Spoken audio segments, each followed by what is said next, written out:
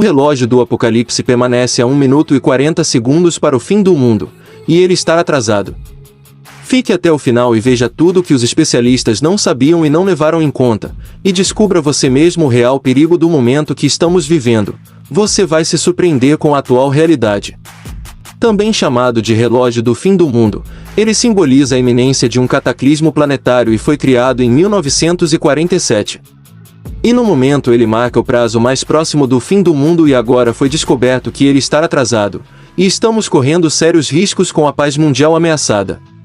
Os ponteiros do chamado relógio do apocalipse, que simboliza a iminência de um cataclismo planetário, foram mantidos na última atualização a 100 segundos da badalada final, sem observar qualquer melhora desde o recorde estabelecido em 2020, de acordo com a agência de notícias France Presse.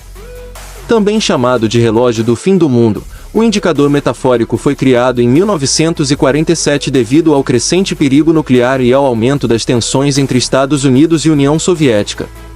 O relógio é uma iniciativa do Boletim dos Cientistas Atômicos, BPA, na sigla em inglês. Não se trata de um objeto em si, mas de uma ilustração simbólica. Os ponteiros do relógio não se movem por meio de uma medida científica, mas de acordo com o parecer dos integrantes do Conselho de Ciência e Segurança do BPA, que se reúne 2 vezes por ano para determinar o quanto falta para meia-noite. O que é o relógio do apocalipse? E por que ele indica que desde 1953 nunca estivemos tão perto de uma catástrofe global? Nesta recente atualização dos ponteiros, sem mudança em relação ao recorde de 2020, foram considerados os riscos representados pela proliferação nuclear, pela mudança climática e pela situação atual da saúde mundial. De acordo com a France Presse, o BPA apontou que os riscos foram exacerbados neste ano por um ecossistema de informação disfuncional que prejudica a tomada de decisões racional. Estamos presos em um momento perigoso, que não traz nem estabilidade nem segurança, disse a acadêmica Sharon Squassone, uma das editoras do Boletim de Cientistas Atômicos. Desde então, os membros dessa organização com sede em Chicago ampliaram os critérios para incluir, este ano, a situação de saúde mundial, a proliferação nuclear, a crise climática, as campanhas estatais de desinformação e as tecnologias disruptivas. O relógio do fim do mundo continua flutuando sobre nossas cabeças, nos lembrando do trabalho necessário para garantir um planeta mais seguro e saudável, disse a presidente da organização, Raquel Bronson, ao receber os últimos relatórios para a última atualização. Relatórios esses que não constavam o conflito entre a Rússia e a Ucrânia que só iniciaria meses depois. É do conhecimento de todos que nem a Rússia e nem a OTAN têm interesse em um conflito mundial e tão pouco nuclear.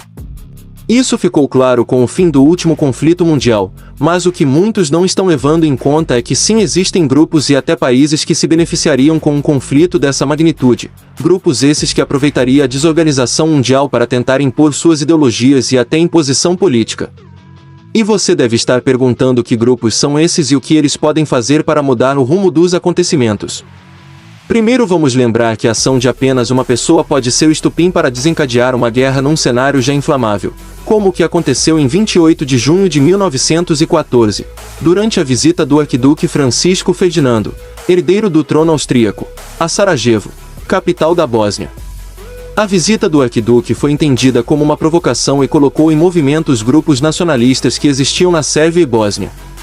O resultado da visita do arquiduque foi que Gavrilo Princip, membro de um movimento nacionalista bósnio, armado de um revólver, meteu-se à frente do carro que levava Francisco Ferdinando e sua esposa, Sofia.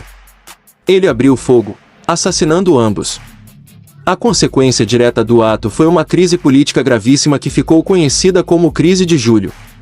Como não houve saída diplomática para a crise de julho, a consequência final foram declarações de guerra acontecendo em cadeia. Em 29 de julho, a Áustria declarou guerra à Sérvia. No dia 30, russos, em defesa da Sérvia, alemães e austríacos mobilizaram seus exércitos. Em 1º de agosto, a Alemanha declarou guerra à Rússia, e no dia 3, a França. No dia 4, o Reino Unido declarou guerra à Alemanha. Era o começo da Primeira Guerra Mundial. Ou seja, basta uma fagulha numa fábrica de pólvora para causar uma mega explosão. Quais os grupos que poderiam tentar intervir no conflito Rússia e Ucrânia? São muitos, qualquer grupo terrorista que possua armamento russo. Sabemos que a Rússia vem financiando vários grupos destes de acordo com seus interesses. Basta que um grupo ou apenas uma integrante que esteja infiltrado no território ou no exército russo precisaria apenas mirar uma simples bomba na direção de um país ligado à OTAN, como a Polônia.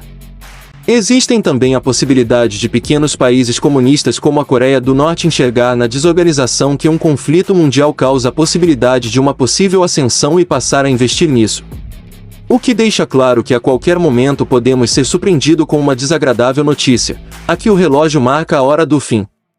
O fim dos dias.